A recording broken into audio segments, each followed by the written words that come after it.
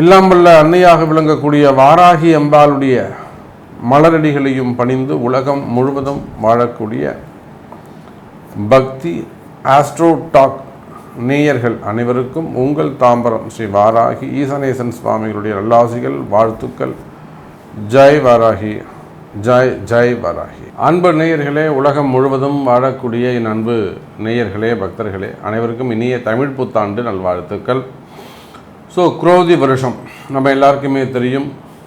தமிழ் வருஷம் மொத்தம் 60 ஆண்டுகள் உடையது. இந்த 60 வருஷத்தை தான் மாற்றி மாற்றி வந்துகிட்டே இருக்கும்.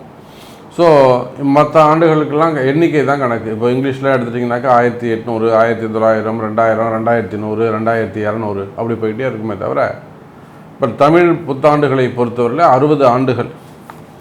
அதனால தான் இந்த 60 ஆண்டுகளை கணக்கீடு செய்தால் தான் 60 வருஷம் முடிஞ்சதுனாக்கா திரும்பவும் அந்த குழந்தை பிறந்த எந்த வருஷத்தில் பிறக்குதோ அந்த வருஷமே திரும்பவும் மீண்டும் வந்துடும். அப்போ அது வரும்போது 60ஆம் கல்யாணம் பண்ணிக்கணும், ஆயுள் அபிவிருத்தி பண்ணிக்கணும் அப்படின்னு சொல்லிட்டு நம்மளுடைய தர்மம் சஷ்டியப்த பூர்த்தி, 60ஆம் கல்யாணம் அதெல்லாம் செய்கிறோம். அப்படியாக இந்த வருடம் குரோதி வருடம். வருஷத்தின் பேரை கேட்கும்போதே நமக்கு எல்லாம் கொஞ்சம் டஃப்பாக இருக்க மாதிரி, ஏதோ ஒரு பெரிய டிஸ்கஷன் வைக்கிற மாதிரி தோணும். அந்த அளவுக்கு குரோதி வருஷமாக இருந்தாலுமே கூட மழை அதிகமானதாக இருக்கும் இந்த வருஷத்தில்.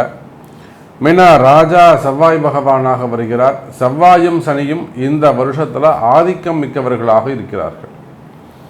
பொதுவாக இந்த வருஷம் பிறக்கும்போது அந்த வருஷத்துக்கு ராஜா, அப்புறம் தளபதி, இவங்க 2 பேரும் யாருங்கிறத வச்சு தான் அந்த வருஷம் எப்படி இருக்குங்கிறத நம்ம சொல்ல முடியும். சேனாதிபதி அது மாதிரிலாம், மந்திரி. அப்போது இந்த குரோதி வருஷத்துக்கு செவ்வாயும் சனியும் ஆதிக்கம் மிக்கவர்களாக இருக்கிறார்கள்.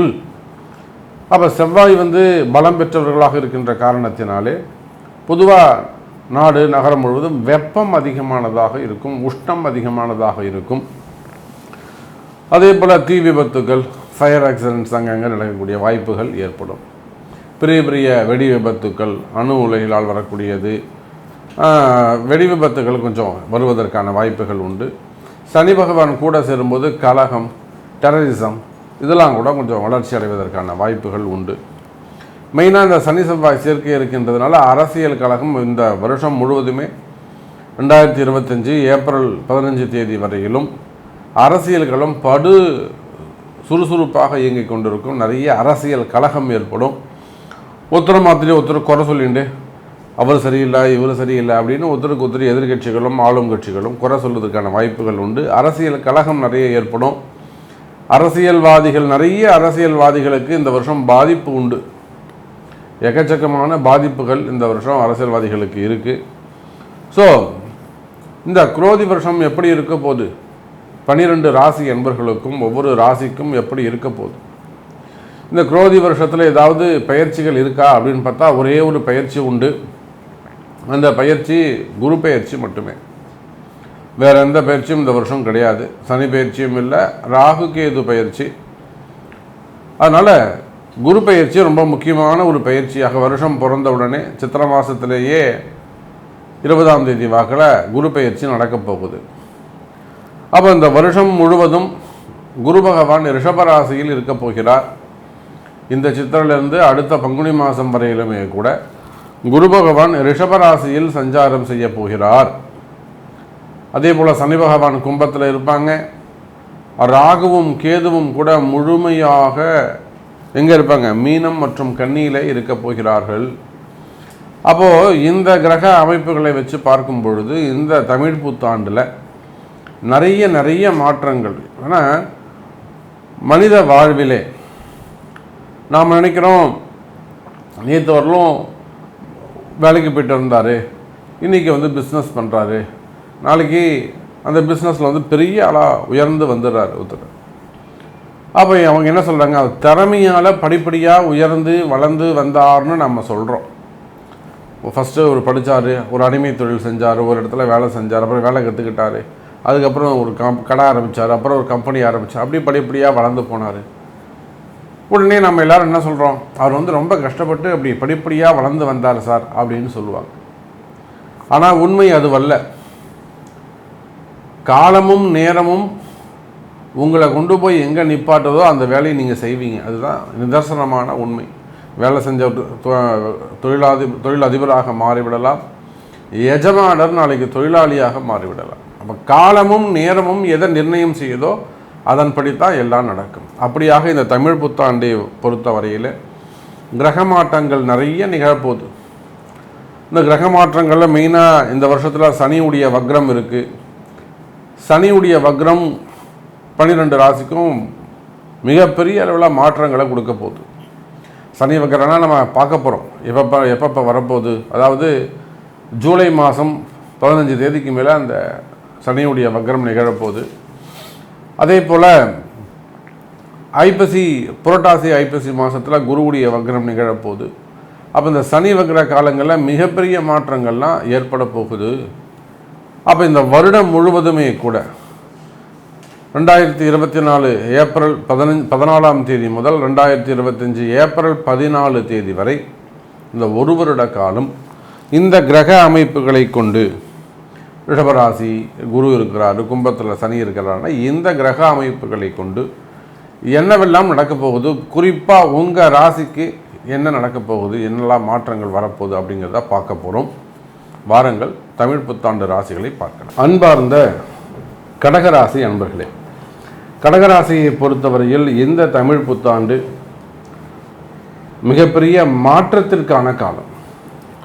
குறிப்பாக கடகராசி எல்லாமே இப்போ என்ன நினச்சிட்டு எதிர்பார்த்துக்கிட்டு இருக்காங்கன்னா, நமக்கு ஏதாவது ஒரு நல்லது நடக்கணும், ஏதாவது ஒரு சேஞ்சஸ் வரணும் சார், இல்லாமல் இந்த வாழ்க்கை எனக்கு வேணாம், வேறு ஏதாவது ஒரு சேஞ்சஸ் ஏற்படணும். பட் இந்த லைஃப் ஸ்டைல் எல்லாமே நல்லா இருக்குது, இல்லை ஏதாவது ஒரு மாற்றங்கள் வந்து கொஞ்சம் ஒரு ஹாப்பியாக ஒரு ஏர்னிங்ஸ் ஒரு வருமானம் அது வந்து கொஞ்சம் தேவை அப்படிங்கிற சூழ்நிலையில் தான் நீங்கள் கடகராசி அன்பர்கள் இருக்கிறார்கள்.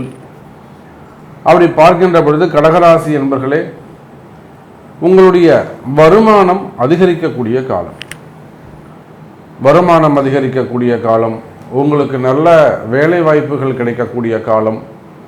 இன்னும் சொல்லப்போனாக்கா கடகராசிக்கு இந்த வருஷம் முழுவதுமே அந்த அஷ்டம சனி இருக்குது, 8ல் தான் சனி இருக்க போகிறார். தமிழ் புத்தாண்டு முழுவதுமே சித்திரை டு பங்குனி மாதம் வரையிலும் அந்த அஷ்டம சனி நடக்க போகுது. அதே சமயத்தில் 3-9 அந்த ராகுவும் கேதுவும் இருக்க போகிறார்கள்.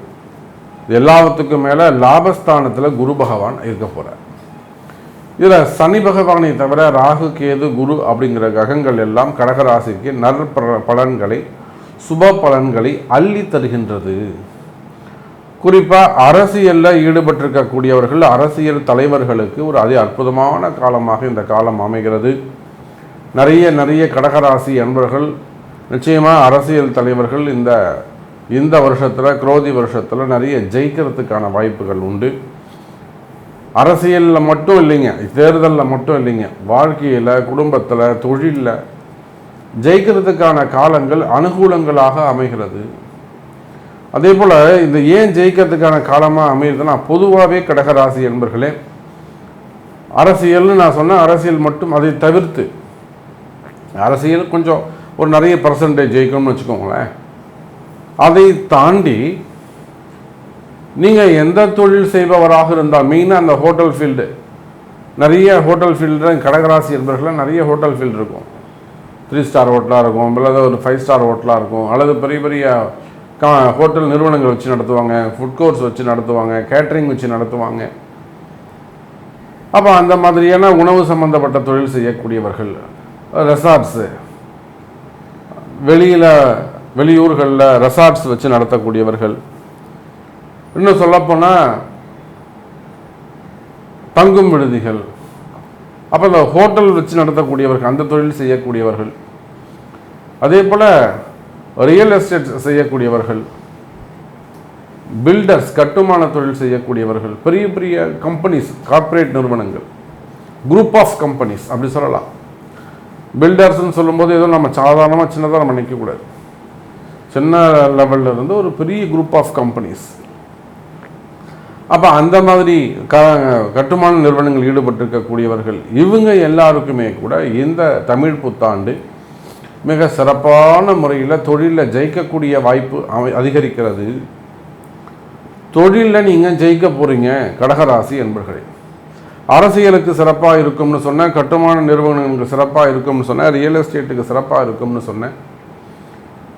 தொழில் நிறுவனங்கள், உணவகம் சம்பந்தப்பட்ட தொழில் செய்யக்கூடியவர்கள், அடுப்பு நெருப்பு இதெல்லாம் விவசாயம் சார்ந்த பொருட்கள், மளிகை பொருட்கள், இது சார்ந்த ஏற்றுமதி இறக்குமதி, காய்கறிகள், அதே போல் பூப்பழங்கள், இந்த மாதிரியான ஏற்றுமதி இறக்குமதி உற்பத்தி, ஹோல்சேல் பிஸ்னஸ் செய்யக்கூடியவர்கள், இவங்க எல்லாருக்குமே கூட கடகராசியாக இருப்பீர்களேயானால் இந்த தமிழ் புத்தாண்டு உங்கள் தொழிலில் நீங்கள் சிறந்து விளங்குவதற்கு வாய்ப்பு அதிகம்.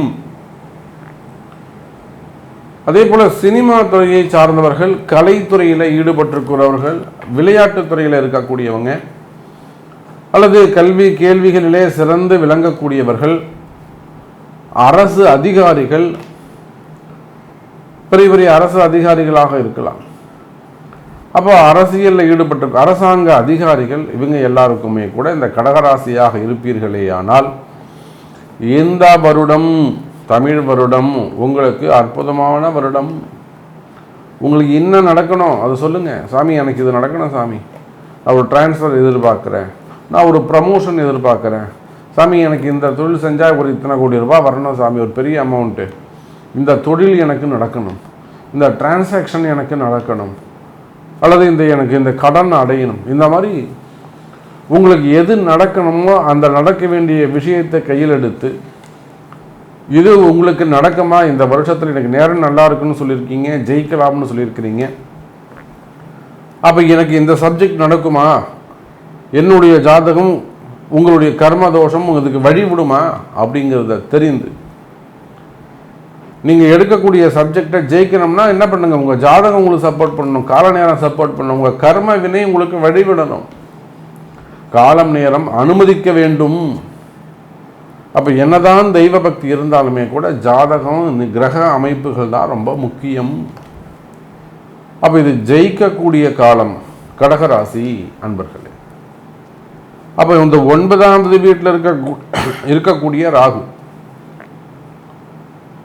9ல் இருக்கக்கூடிய ராகு பாக்கியஸ்தானத்தில் குருவுடைய வீட்டில், அந்த குருவும் ராகுவுமே கூட சந்தித்துக் கொள்கிறார்கள். மிகப்பெரிய குரு சண்டால யோகம்.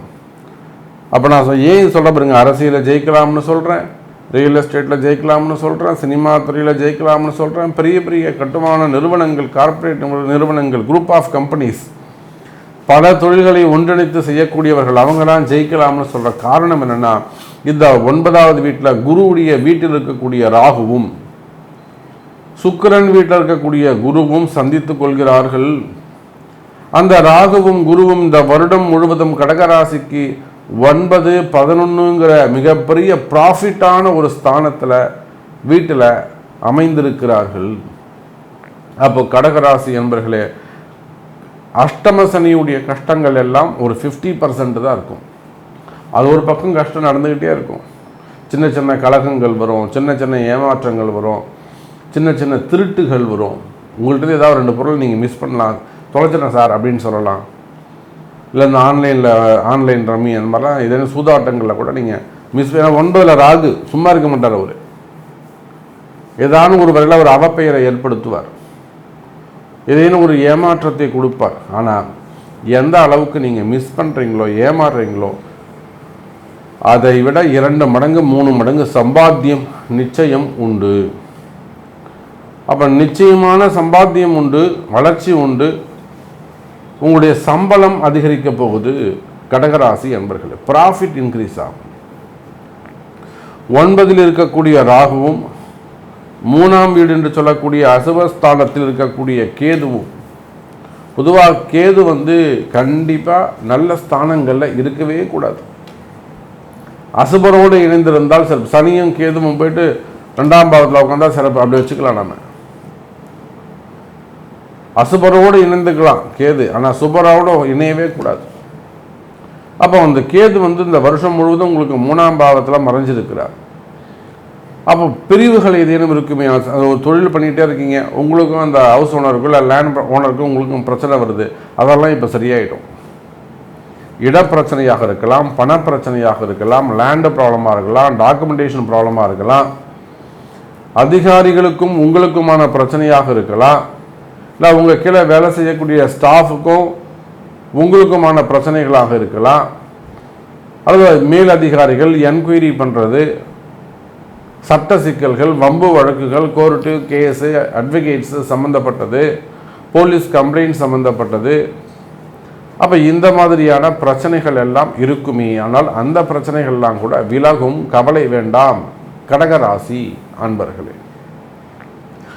அப்போ இந்த தமிழ் புத்தாண்டை பொறுத்தவரையிலே கடகராசி அன்பர்களே, தொழில் அமைப்பு சிறப்பாக இருக்குது, வருமானம் சிறப்பாக இருக்குது, லாபங்கள் அதிகரிக்கும், அரசியல்கள் நல்லா இருக்கும், சினிமா துறைகள், கலைத்துறைகள், மீடியா துறைகள்லாம் சிறப்பானதாக இருக்கும், கட்டுமானங்கள், ரியல் எஸ்டேட் சிறப்பானதாக இருக்கும், தொழில்கள் சிறக்கும், கடன் சுமைகள், கடன் பிரச்சனைகள் விலகும், மனக்குழப்பங்கள் விலகும், அதே போல் குடும்பத்தில் ஒற்றுமை மேலோங்கும், ஆரோக்கியம் அதிகரிக்கும், பிள்ளைகளிடத்திலே அந்த பாசங்கள் அதிகரிக்கும், பிரிந்த உறவுகள் மீண்டும் ஒன்று சேருவதற்கான வாய்ப்புகள் உண்டு. குடும்பத்தில் பசங்களுக்கும் உங்களுக்கும் இருக்கக்கூடிய பிரச்சனைகள் இருக்குமே. ஆனால் குடும்பத்தை விட்டு வெளியில் போன பொம்பளை பசங்களோ அல்லது ஆண் பசங்களோ திரும்பவும் வீட்டுக்கு வருவதற்கான வாய்ப்புகள் உண்டு. எதிரிகள் கட்டுப்படுவார்கள். தொழில் போட்டிகள், தொழில் எதிரிகள் இதெல்லாம் கொஞ்சம் கட்டுப்படும். அதோடு மட்டுமல்லாது செய்வினை கோளாறுகள் மெயினாக அந்த கடகராசிக்கு இருக்கக்கூடிய பூரா எதிரிகள் தொந்தரவு தான். எது தொந்தரவு, எது எதிரினே தெரியாமல் இருக்கும். அப்போ அந்த மாந்திரீக தோஷங்கள், செய்வினை கோளாறுகள், குலதெய்வ குற்றங்கள், குலதெய்வ தோஷங்கள், ஜாதக தோஷங்கள், மெயினாக வைப்பு தோஷங்கள், 8ஆம் பாவம் சம்பந்தப்பட்ட வெளியில் சொல்ல முடியாத பிரச்சனைகள் இவையெல்லாம் இருக்குமே. ஆனால் கடகராசி அன்பர்களே, அந்த மறைமுகமான பிரச்சனைகள் எல்லாம் விலகி நல்ல முறையில் முன்னேற்றமான சந்தோஷமான வருடமாக இந்த தமிழ் புத்தாண்டு உங்களுக்கு அமைகிறது என்பதை சொல்லிக்கொண்டு மீண்டும் வேறு அற்புதமான பதிவில் உங்களை சந்திக்கிறேன். ஜெய் வராகி.